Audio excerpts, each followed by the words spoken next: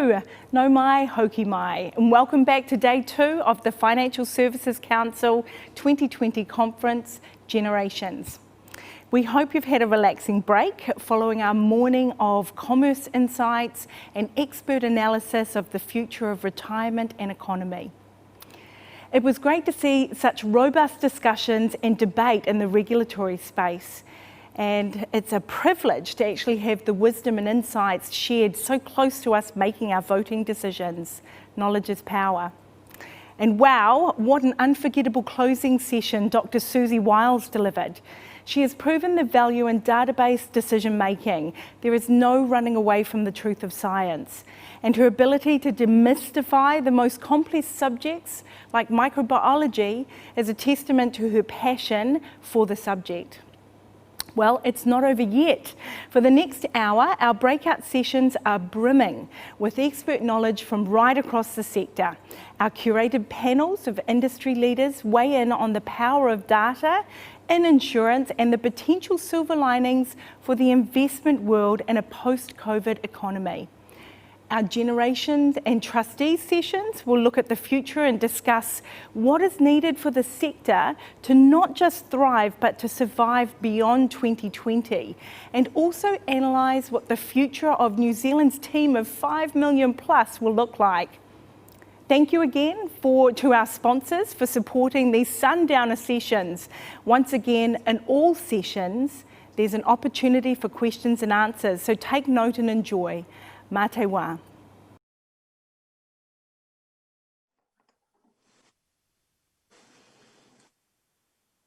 Kia ora. My name is Kristian James and I'm Head of Commercial at Fidelity Life, and it's a pleasure to bring to you today Generations, the New Zealand Future-Proofing for Success. So today we have 2 great speakers who are going to be joining us to provide us insight into how our country is changing, the emerging trends, and what we can do to make the most of this opportunity.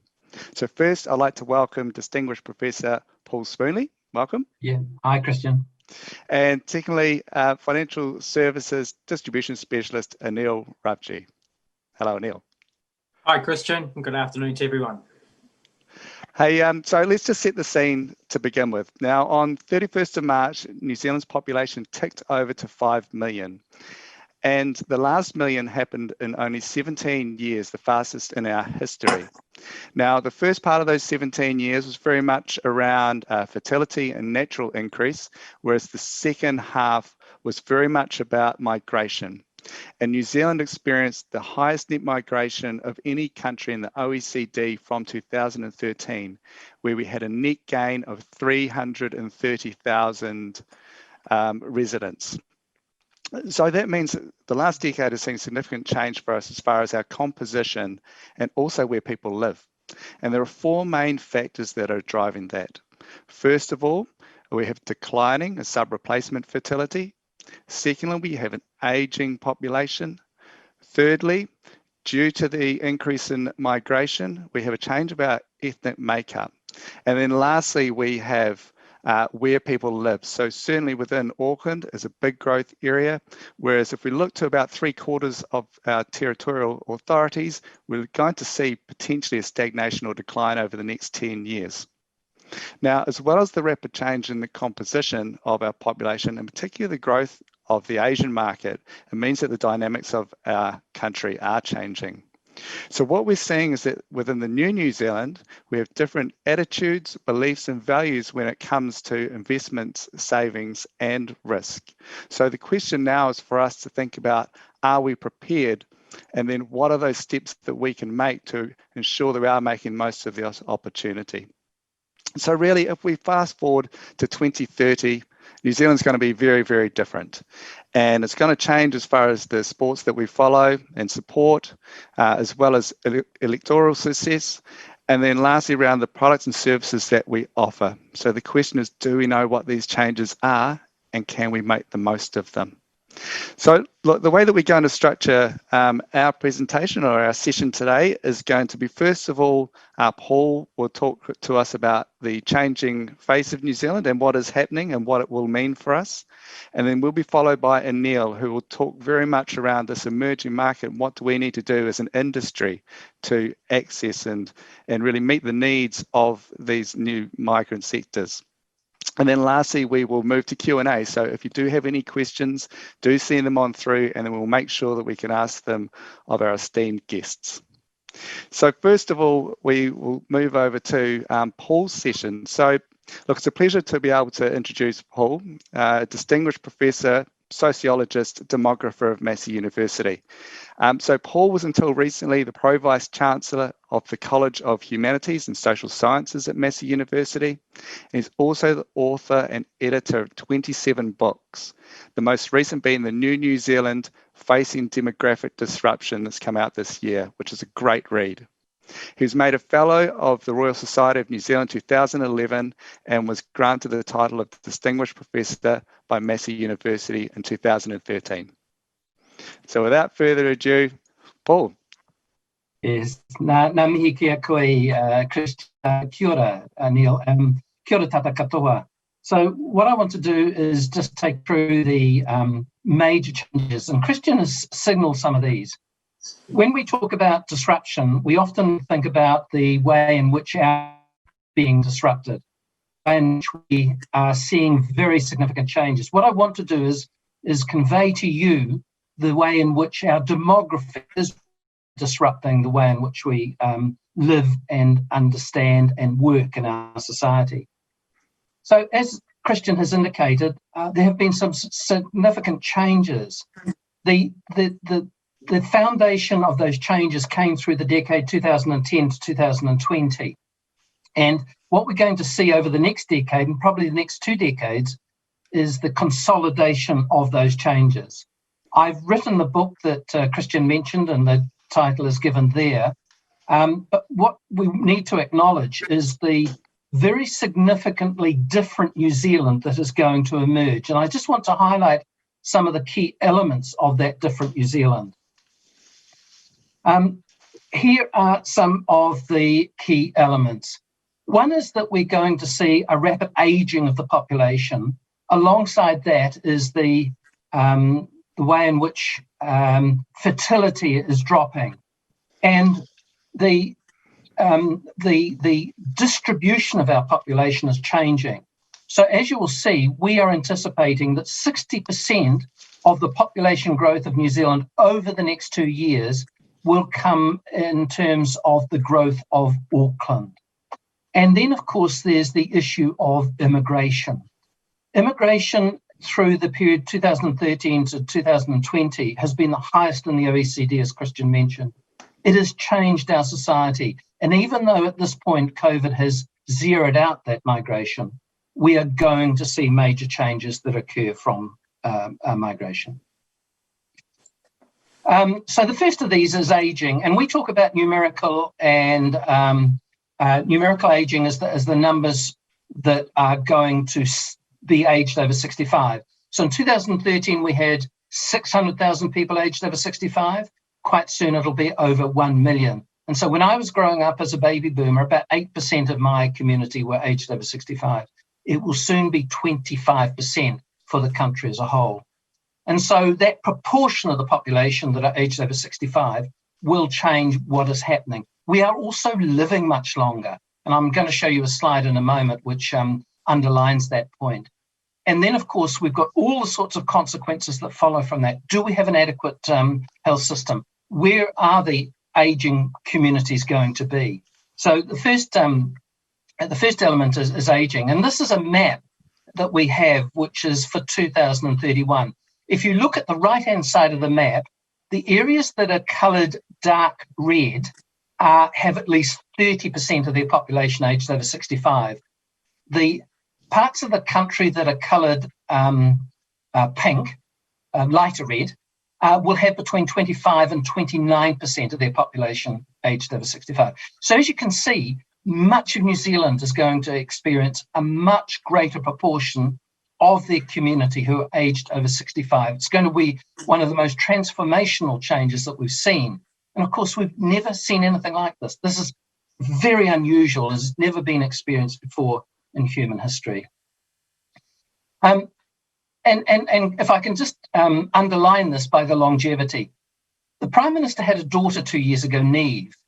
As a Pākehā female, her generation will have an average life expectancy of 94.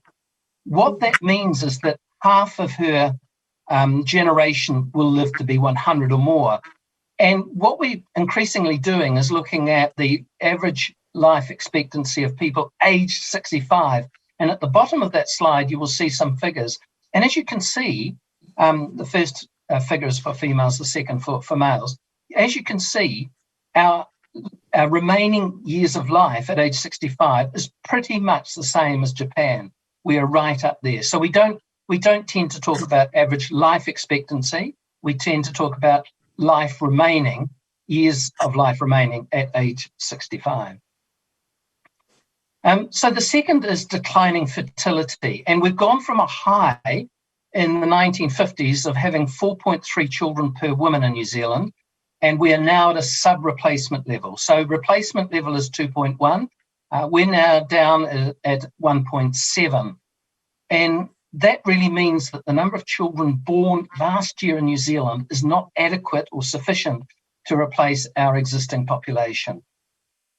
So that what we're going to experience is this declining fertility into the future.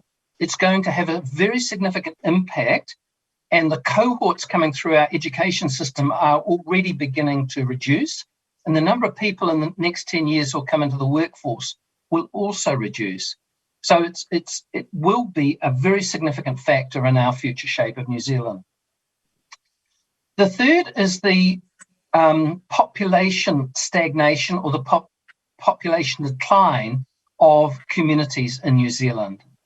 Kristian has already signalled this, and at this point, 54% of all New Zealanders live in a line north of Hamilton and Tauranga. And so the growth has been over the last decade in Northland, Auckland, Waikato and the Bay of Plenty. However, in reality, the growth has been in Auckland, Hamilton and Tauranga. So what we're seeing is this move north, and we anticipate that within a decade, 40% of all New Zealanders will live in Auckland. Governments could alter that, other factors could alter that, but that is certainly our prognosis in terms of population growth. Alternatively, many of the regions around New Zealand, the territorial authorities, will experience population stagnation or population decline. So already the central North Island, the west coast of the South Island are experiencing population decline. And so when we go to areas of New Zealand, what we see is typically something that the main towns, New Plymouth or Hastings and Napier, will continue to grow, but Hawera, Wairoa, Waipokora will not. And so we're seeing this quite significant shift in terms of where our population is and where it's growing. And the fourth, and I've got a fifth, but the fourth significant factor has been immigration. So what we've seen over the last 2 decades, but particularly since 2013, is that 3/4 of our population growth has come from immigration. Already the population that is in the country has seen a growing ethnic diversity of our resident population. And that doesn't include the temporary migrants that are also here. It might interest you to know that at lockdown in March, there were 310,000 temporary migrants who are on work and study visas. So this is both a source of population. It's also become a hugely important source of skills. So migration has become an essential part of the New Zealand story. And then, of course, what happens after COVID-19. So for the last year, and what's really interesting is that this includes part of our COVID lockdown. For our last year, you can see that our net gain was over 74,000. our arrivals are up, our departures are down, and then I've given you the three key countries. Well, the first sounds a bit odd, but the three key countries of the people that are arriving. So the most important group are the returning New Zealanders, and that becomes a central story for New Zealand in 2020. Beyond that, India and China provide the bulk of our migrants coming to New Zealand. And so we're seeing this very significant transformation of our community. 27% of all New Zealanders have now born overseas. 40% of all Aucklanders are born overseas. And the impact is particularly noticeable in Auckland. And what you see here is a summary of what we anticipate. Māori will stay about the same proportion of about 11%. Pacifica will grow. The Pākehā population, of which I'm part, will become, and has already become, majority minority. So less than half of the population of Auckland are New Zealand European Pākehā. What will change, has changed, but will continue to change, is the proportion of the population who self-identify as a member of one of the Asian communities. And so we anticipate in the late 2030s that somewhere around 36% of all Aucklanders will be Asian. Now, can I just want to shift track slightly here? I'm a judge for the Diversity Awards. And so we've just finished our round. We go and visit organisations and firms and government departments to look at what's happening in terms of recognition of diversity. I think there's some really interesting data, but I would, before I talk about the positives, I would want to acknowledge the negative. The negative is that some of our employers, some of our firms, some of our communities are really not adjusting to this change in our ethnic composition of our population in Auckland, but also elsewhere.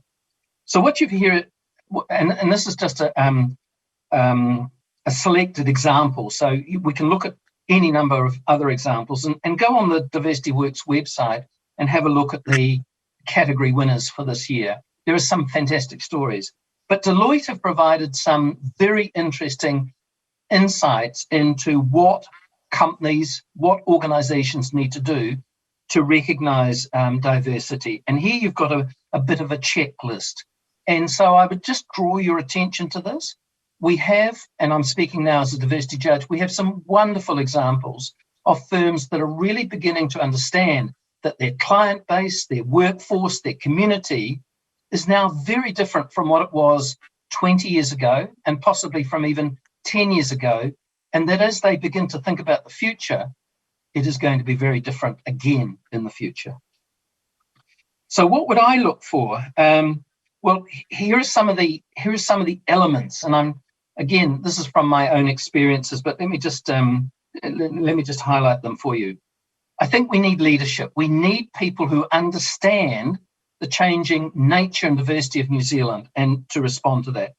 We need policies that begin to address these changes in various ways. We need to engage the workforce, our own sector, and to say, this is important, this is what we need to do. And you need to check that what you're doing in terms of a policy and leadership sense is actually having an impact. So do you collect data? It's one of the frustrations that I have, that I turn up to an organisation, let's say in the FinSec area, and they say, we've got these wonderful policies, our chief executive and others are doing a great job. And I will say, well, how do you know it's having an impact? Well, we don't actually collect data. You need to collect data. You need to understand the communities that you serve and the communities that you work alongside.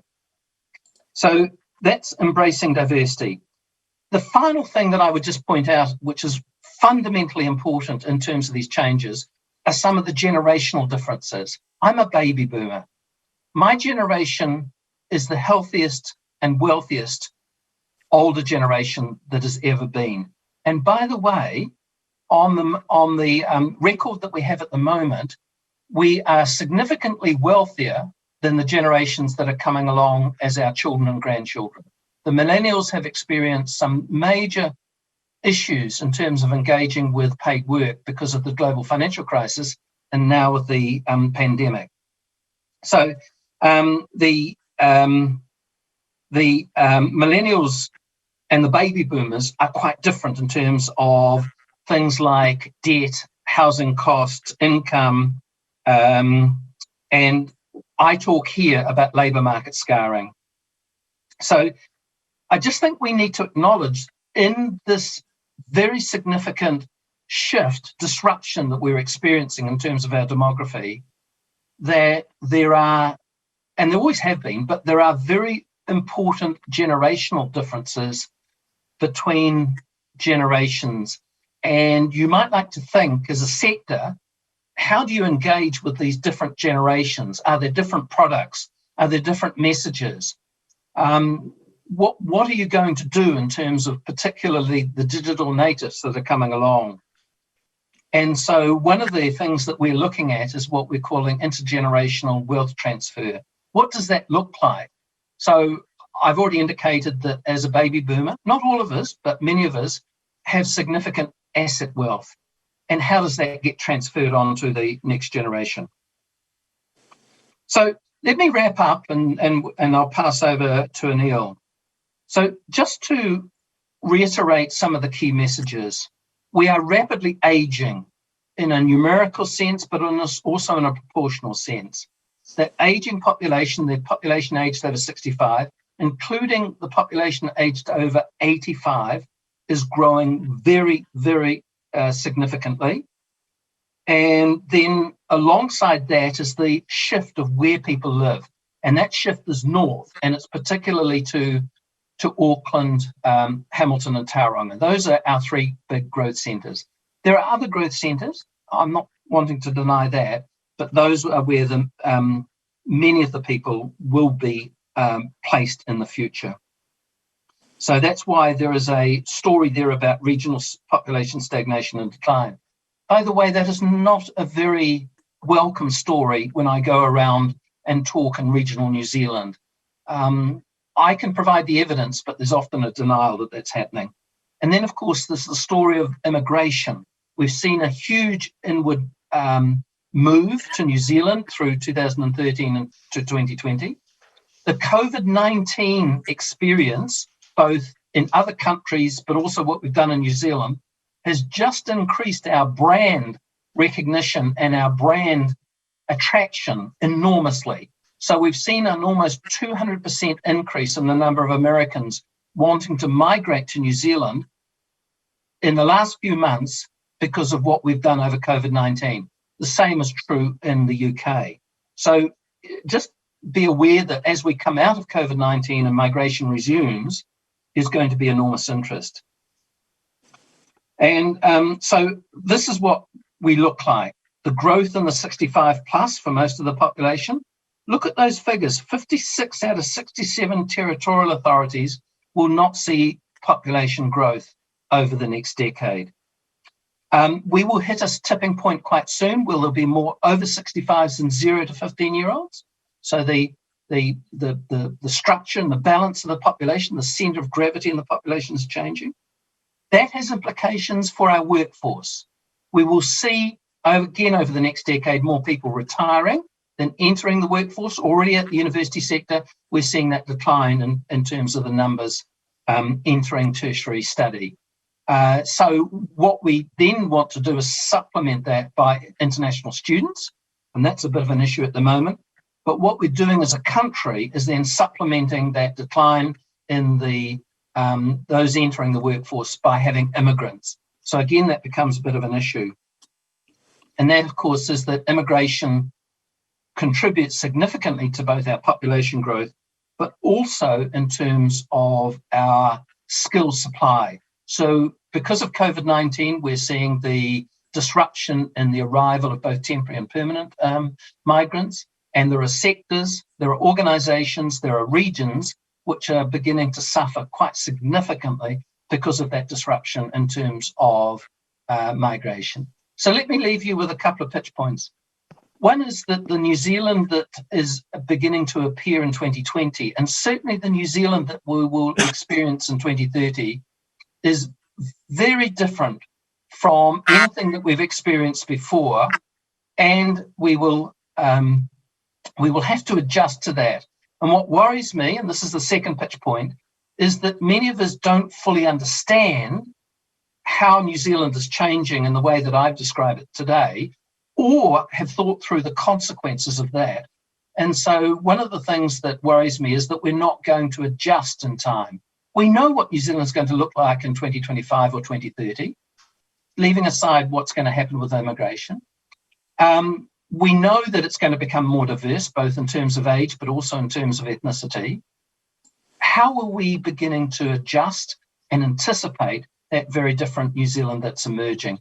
And then there's the third and final point that I really want to make, and that is that one of the challenges I would offer to you as a sector and to you as people working in the sector is, how is your organisation or how's your sector beginning to anticipate these changes and beginning to respond to them? When I look around New Zealand, I'm rather disappointed at the lack of engagement, the lack of understanding, and the lack of responsiveness. I've talked before about my experiences as a diversity judge. There are wonderful examples of what some organisations and some managers are doing, but it needs to be done much more generally. And so that's my challenge to you, really. It's, how do we begin to understand and respond to these very significant demographic changes that we're seeing? It will disrupt what we do and how we do it. Thank you very much indeed.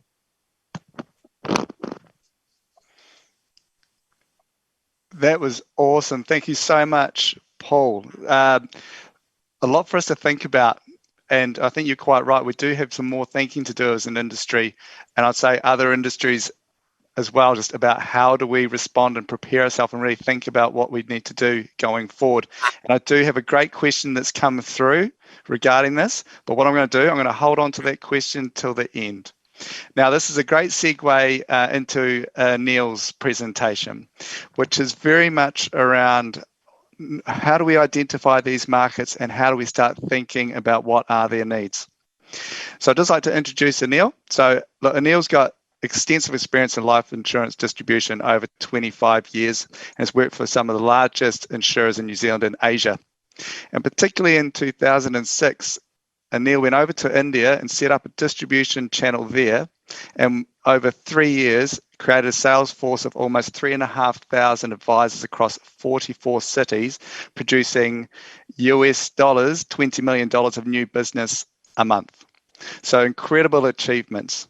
Now, Aneel lives here in New Zealand in the North Shore with his wife and 2 daughters, a regular runner who's done the Boston Marathon, by the way, and can provide us insights into the whole Asian sector and just what they need. So, Aneel, over to you. Well, thank you, Kristian, and thank you very much, Paul. Paul's comments very informative about the changing demographics in this country. And as Kristian has pointed out, I really want to focus on the growing ethnic diversity, and especially the Asian immigration being a major population change, and how this has huge ramifications for the financial service participants here in the New Zealand. As Paul mentioned, we've seen a large flow of migrants coming back into this country, something like 78,000 in the last 12 months. And outside of Kiwis returning home, the big growth areas are China and India. And when you look at those countries and the people from those countries, they have very different understanding, very different needs, and a very different approach to financial services. So I'm just going to change the screen, sorry.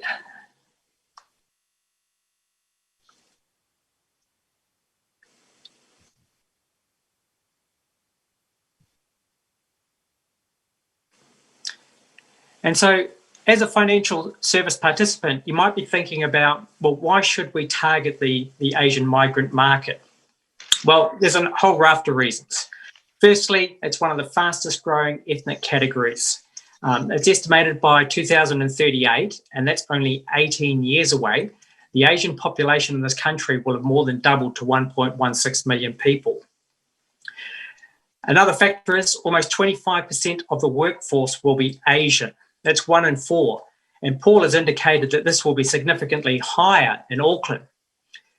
Another factor with the Asian migrants is that they are better educated, or they typically are higher educated, with 56% more likely to hold a tertiary qualification. The other factor is that they're more youthful, or maybe traditional Kiwis are getting older, but because of their youth and their education, they're going to fill up a lot of seats in the workforce, and that's something we need to be prepared for. When we talk about the Asian community, we've got to also keep in the back of our mind that a large number of these people see themselves as Kiwis, with 22% of these Asians actually born in New Zealand, but they are still influenced by Asian culture, people such as myself as an example. And I really believe that most financial service organisations or participants are missing out on this opportunity. From my experience, most of these participants don't have a clear strategy, and as Paul has alluded to, or understand how it will impact their business.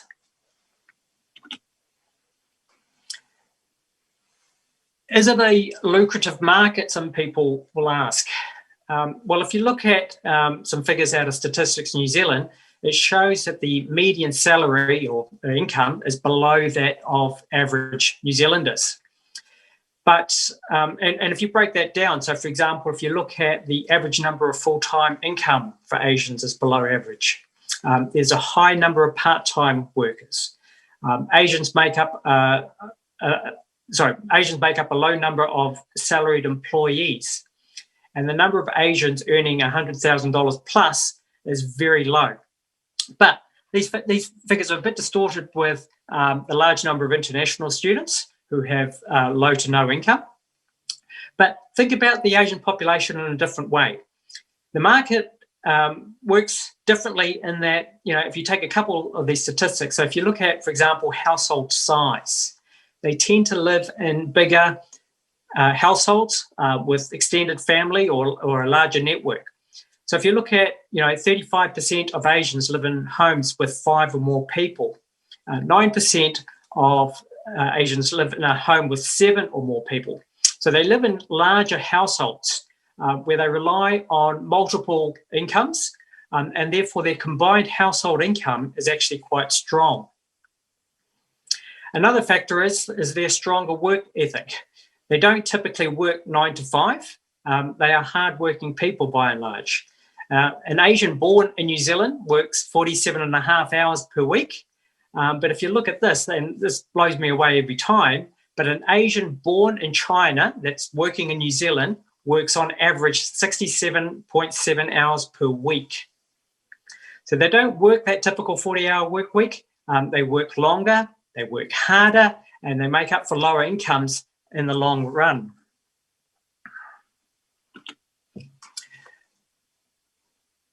So with higher incomes and their ability to save and invest, they do move ahead over time. However, historically, their risk tolerance is a lot lower, and they tend to be cautious and conservative. And this is probably due to the fact about where they've come from, their home countries. Their risk approach is always very different. So in New Zealand, we talk about a very low level of savings or low savings rate in New Zealand. But in countries like China, historically, their savings rates have been something like 60% of their income. And this is mirrored right across Asia. In India, for example, they traditionally also have high savings rates, but because of poor access or lack of confidence in the banking system or the inability to access the banking system in the past, they've used gold as a means of savings. And that's why you have a lot of Indian households with savings in gold rather than other forms. And high savings, so why do they save so much? Because high savings is required because your income is not reliable. If you're a farmer or you're working in the rural area, your crops or your land could be devastated with a flood or a drought.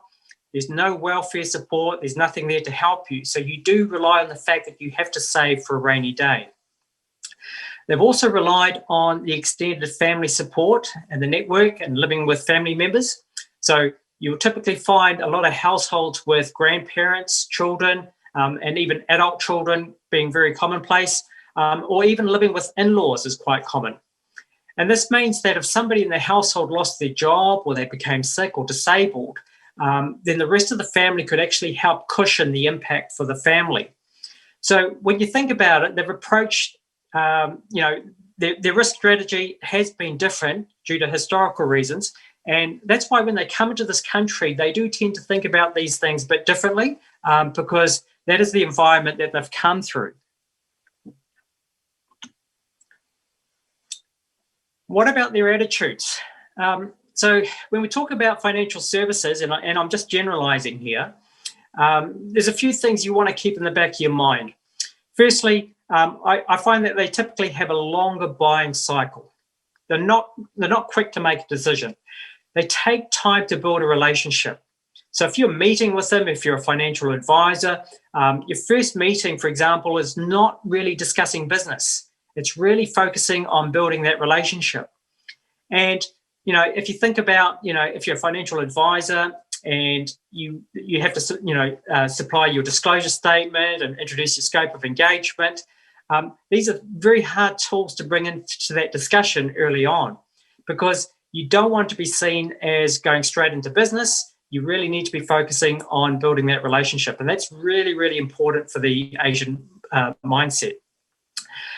They also take a lot of time to do their research. They will think about it carefully. They will think through the options, and they will ask around. And this is important, that word of mouth, the networks that they rely on.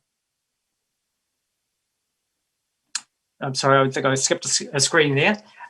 The word of mouth and the networks that they rely on. Sorry. I think we're there. Okay. Word of mouth is really important. They do look to the community members for support and for recommendations, and they do rely on that. They require a lot of evidence, right? So make sure you supply the evidence. Brand recognition and reputation is very important. Your brand needs to be everywhere, especially on social media these days. That can also hurt sometimes. Negative comments can actually backfire quite a bit. But you've got to have your brand out there. You've got to provide all that information. How they approach some topics can be difficult. Negative topics are very hard. So if you're in the life insurance business, for example, talking about somebody dying and the need to buy life insurance is quite hard, because you can't openly talk about a subject like death. There are other subjects like divorce or bankruptcy. Divorce is seen traditionally as quite a negative thing, and they go to the extent where they often hide the fact that they're divorced, or they won't admit being divorced. Likewise with bankruptcy or losing money in a business, they tend to hide that under the carpet, so to speak. So be aware that how they approach some of these subjects can be a bit of a challenge. In terms of life insurance, you don't want to start talking about life insurance. You don't want to talk about the prospect of dying, because that is quite a negative factor that you're bringing into their household. And also their reluctance to discuss or share financial information. It's often very difficult, very challenging to get that information.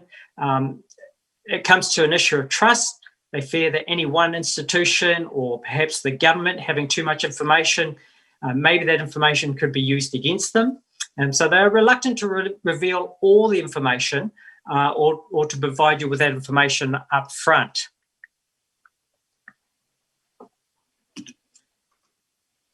So some important factors when thinking about consumer attitudes. Firstly, home ownership, right? Home ownership is key. Owning a home is a real status symbol. Your location, your suburb, your address is really important. How the house looks from the street, really important. It is a status symbol. The home provides stability, it provides roots for the family. Homes are purchased for the family needs. So again, they're thinking about their degrees, their qualifications. It's all important. When they're looking for a potential partner, one of the factors they look at is the education and qualifications of their partner. Their children need to be educated well. So things like private schools or where they're living in terms of school zoning or after-school tuition, it's also important.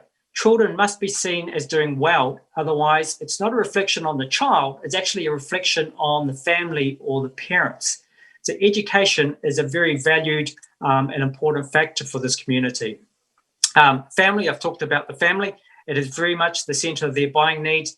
They don't always just buy for themselves. They think about their entire family situation and what their needs are. Travel, and obviously this has changed in the last few months, but they love to travel and anything associated with travel. For example, in financial services, free travel insurance is very, very popular with the Asians, and this is offered free of charge from some of the credit card companies, and I think even one of the major health insurance companies offers free travel insurance. So home ownership, education, family values, travel, all important factors for the Asian community. Now, I've lost my clicker, so if someone could just change to the next page, that would be great. So how do you target this market? So it is a challenge. It can be done. First thing I would say is think about if you've got a product or a service that you're looking to promote or target into the Asian community, is think about how they purchase these products or services in their home country. If they've come from a country where savings rate is 60% of income, ask why.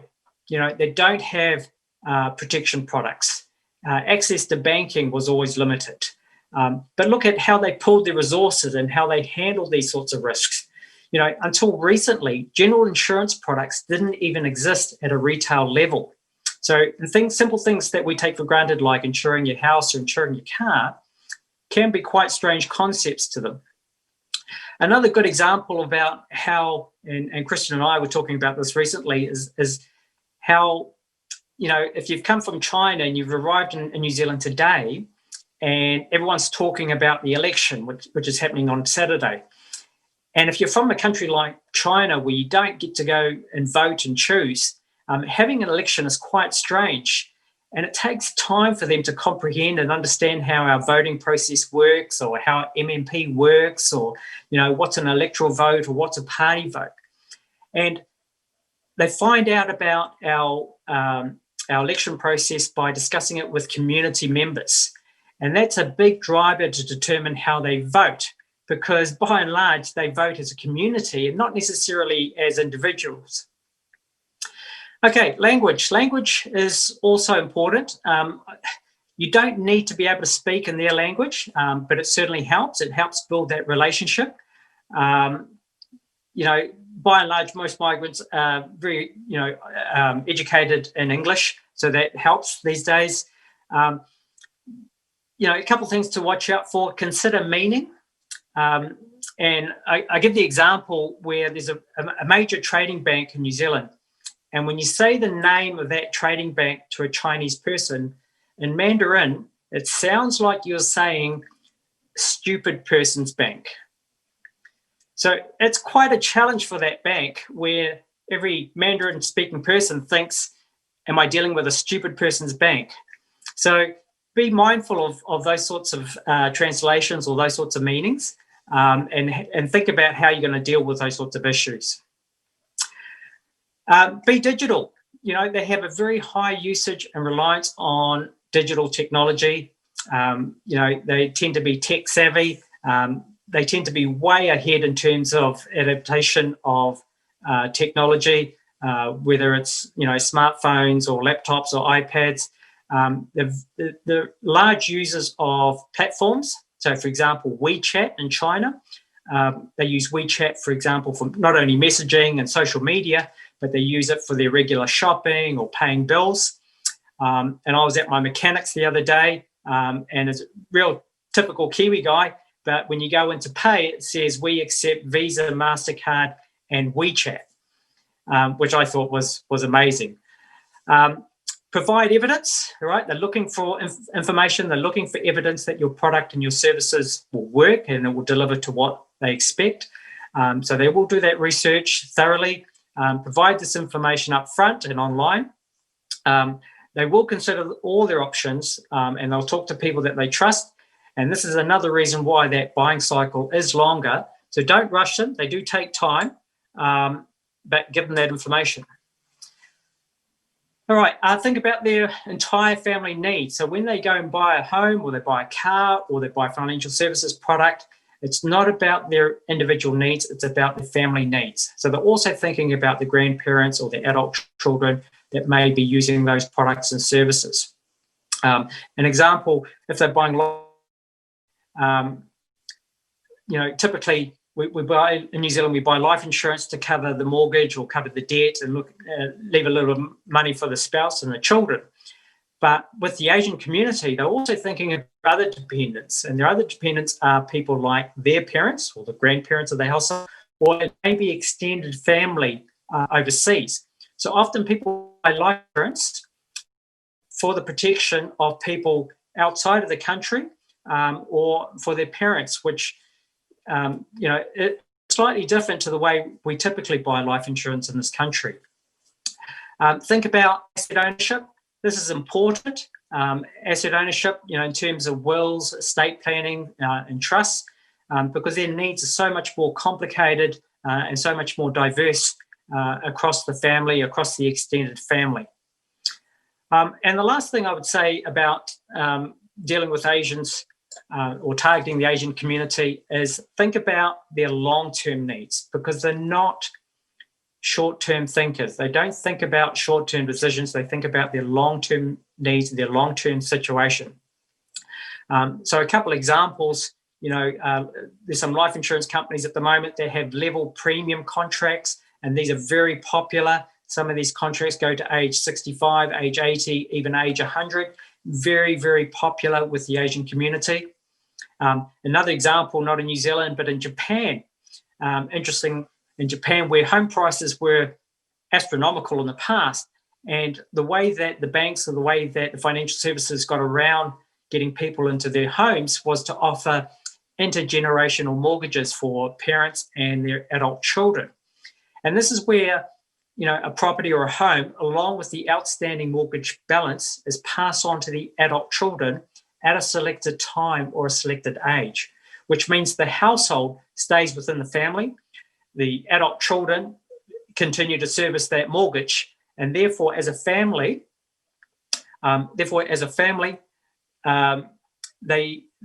household remains the same, and it's passed on generation after generation.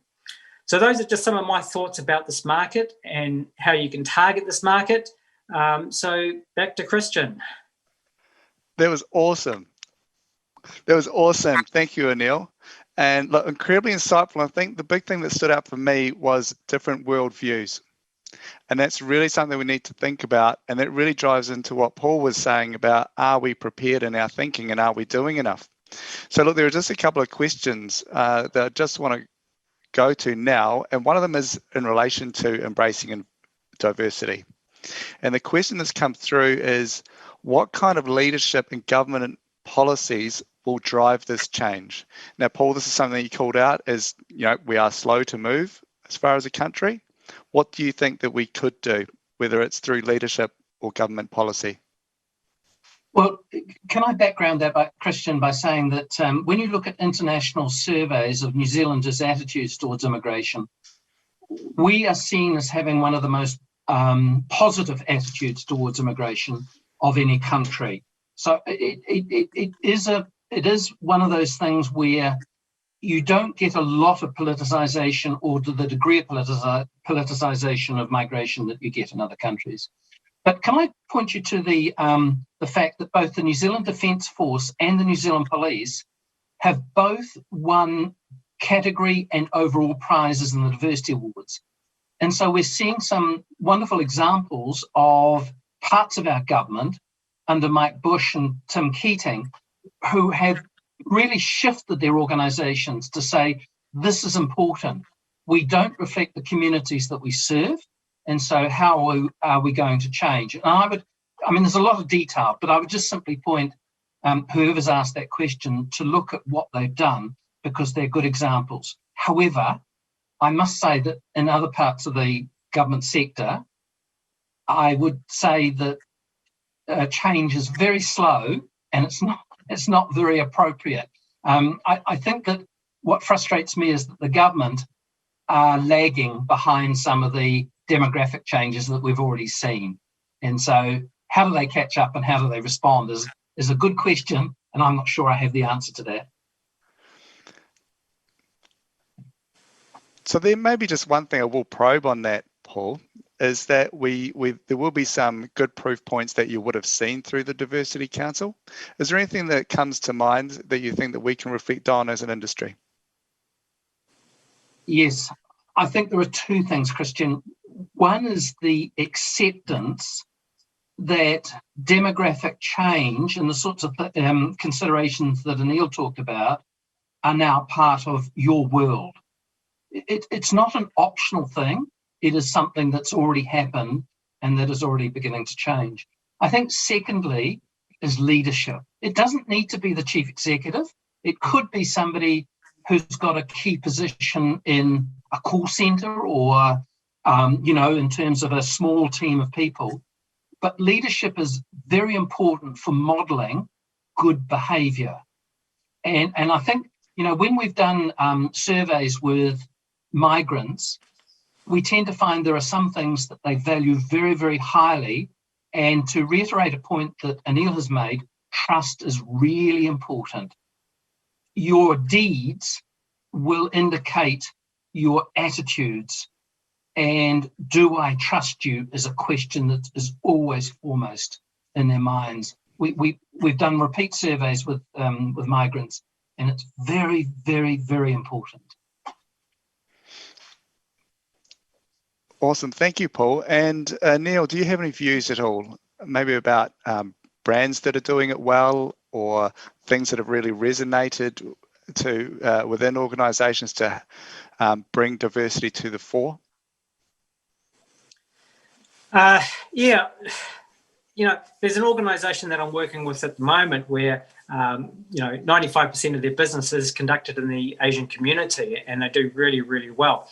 But probably one of the best examples I can think of is an Australian bank that maybe 10, 15, maybe 20 years ago decided that, the migrant community was a target market that they were really focused on. And today they really dominate in the migrant banking space. And the way they did that is that they actually approached Chinese institutions, immigration consultants, lawyers, and all that. And they set up an infrastructure in China where they could actually develop or provide banking services for Chinese migrants that are coming into Australia, so that on the day they actually arrived in Australia, their bank accounts were set up, their credit cards were ready to go, the mortgage was approved.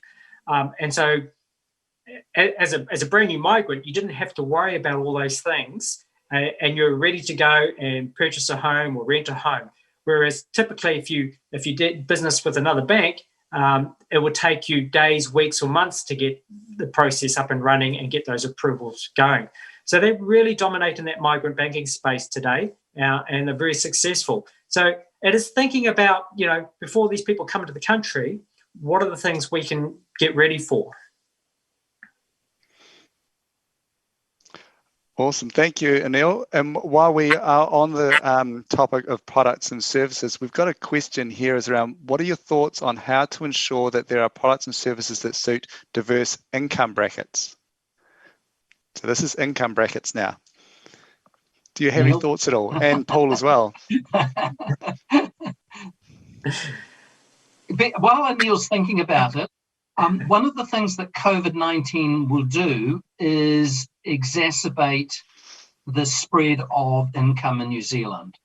And so what we've seen over the last 20 or 30 years is that the lower middle classes have actually experienced a degree of precariousness, and a relative decline in incomes.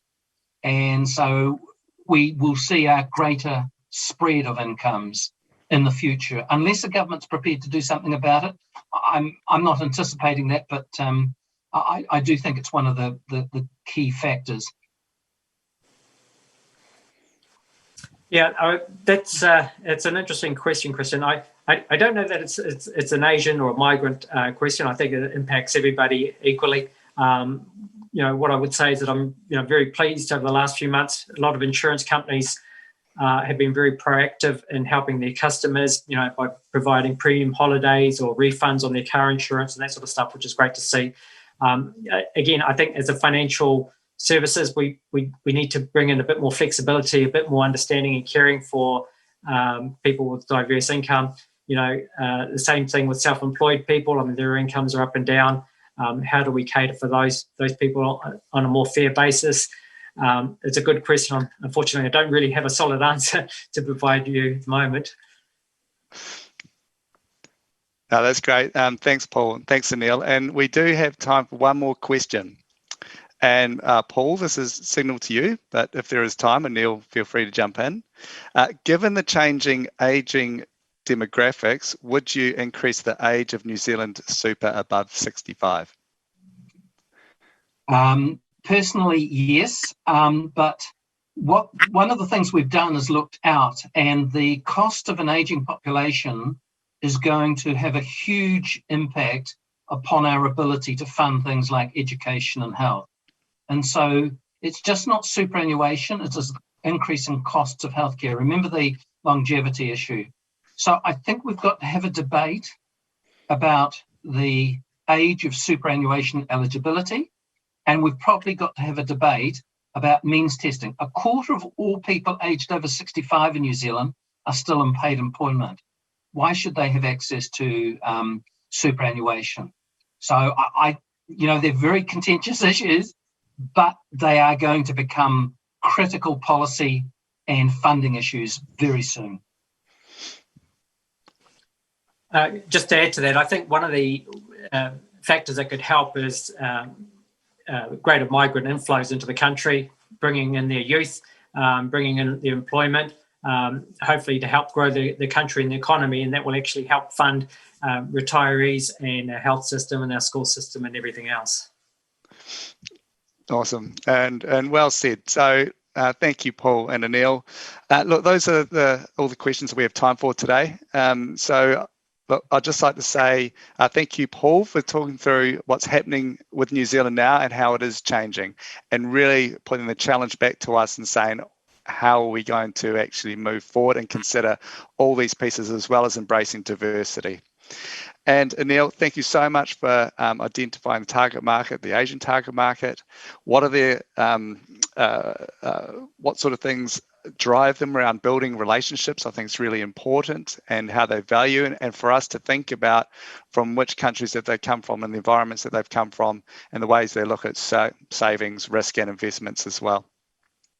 So thank you so much for joining us, for spending your time with us, and thank you to all the delegates as well that have tuned in or are watching this later.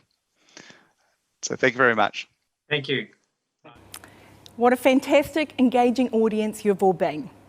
It's hard not to get involved with the discussion with so many great speakers sharing their wisdom on such important topics for the sector. We hope that you've found the day as interesting and as valuable as we have. As we bring day 2 to a close, take time to absorb the knowledge from today and rest up for another huge day tomorrow. This conference is going to end on a high note. We look forward to seeing you back here rested and rejuvenated for what looks to be a stellar cast of speakers and panellists. Bring your breakfast, grab a coffee and sit tight. Once again, if you have any questions about the event, please email events@fsc.org.nz and the events team will be in touch. I'm Kristian Young, Regional Manager, Astron Life, and I've been your MC for day 2. I've thoroughly enjoyed sharing the show with you today, and I look forward to joining the virtual audience tomorrow. Thank you to the team here in the studio, and have a good night. Inohora.